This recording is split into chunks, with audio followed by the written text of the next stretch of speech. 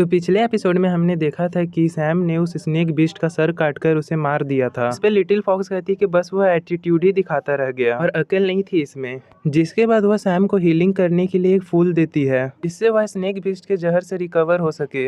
अब आगे जब सैम अपनी हीलिंग कर रहा होता है तब वहाँ पे और भी पार्टिसिपेंट पहुँच जाते हैं। ये सीमा विलेज की टीम थी जिसमें एक लड़की और 2 लड़के थे। सीमा हिल्स का नाम भी था। उसके साथ जो लड़की थी वो स्वीट्स थी, लेकिन बाकी 2 लड़के जो थे वे मीन टाइप के थे, यानी कि रूड थे। वह देखकर जान चुके थे कि सैम ने बहुत सारे क्रिस्टल जमा कर लिए हैं और वो अभी हीलिंग कर रहा है और बहुत थका हुआ भी है।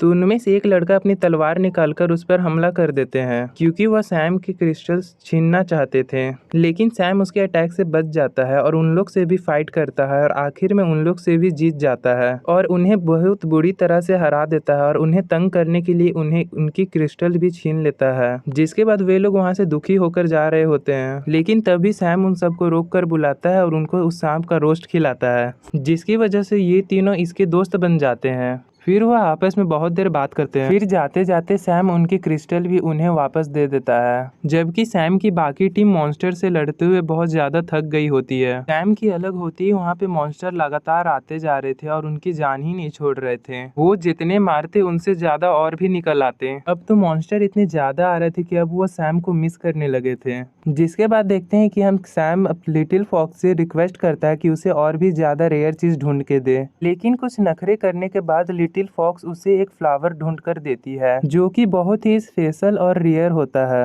इतने ही में उसे अपनी टीममेट की आवाज सुनाई देने लगती है जो कि उस टाइम मॉन्स्टर के बीच फंसे हुए थे और हेल्प के लिए सैम को आवाजें दे रहे थे। आवाज को सुनते ही सैम उनके पास फौरन से पहुंच जाता है और वह बिस्टो से लड़ने लगता है। अब सैम को बिस्टो से लड़ते हुए देख टॉनी को भी हिम्मत आता है और वे भी उससे लड़ने लगता है और वह खड़ा होकर मॉन्स्टर से लड़ने लगता है, यानी बिस्टो को मारने लगता है। अब वहाँ के सारे बिस्टो को मारने के बाद पता चलता है कि उनके 2 टीममेट्स खो चुके हैं। फिर वो लोग डिसाइड करते हैं कि अब वे लोग मिलकर उन दोनों को ढूंढेंगे और उन्हें ढूंढने के लिए निकल जाते हैं। दूसरी तरफ हम देखते हैं कि उनके दोनों टीममेट खतरनाक एलिगेटर बीस्ट के बीच में फंस जाते हैं, जिसके बाद वे दोनों उससे फाइट करने लगते हैं। उनको ढूंढते ढूंढते टॉनी काफी थक जाता है और वो बोलता है कि मैं अब आगे नहीं चल सकता हूँ, बहुत ज्यादा थक चुका हूँ, मैं इससे ज्यादा एक कदम भी आगे नहीं चल सकता हूँ। इतने ही में मधुमक्खी की बीस्ट की एक सेना उन पर हमला कर देती है। सैम अपनी चालाकी से उन्हें एक खुशबू की तरफ भगा देता है। इतने में सैम को वहाँ पर एक बी हाई भी मिलता है जिसे सैम अपने पास ही रख लेता है। जिसके बाद हनी बीन्स उस पर दोबारा से हमला करते हैं, लेकिन लिटिल फॉक्स सैम की रिक्वेस्ट के बाद अपनी ऑरा से उन्हें सबको भगा देती है।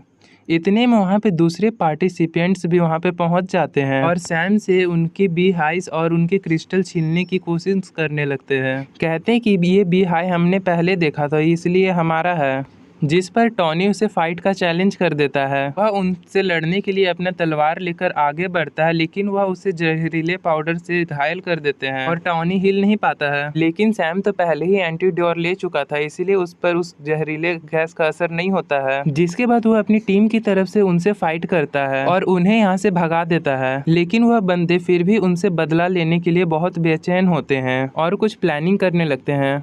इधर सैम के साथी हीलिंग कर रहे होते हैं, तभी इन्हें बहुत पावरफुल बीस्ट की आवाज आती है। फिर वो देखते हैं कि उनके सामने एक 3rd लेवल का बहुत खतरनाक बीस्ट आ रहा है। एक लायन बीस्ट था।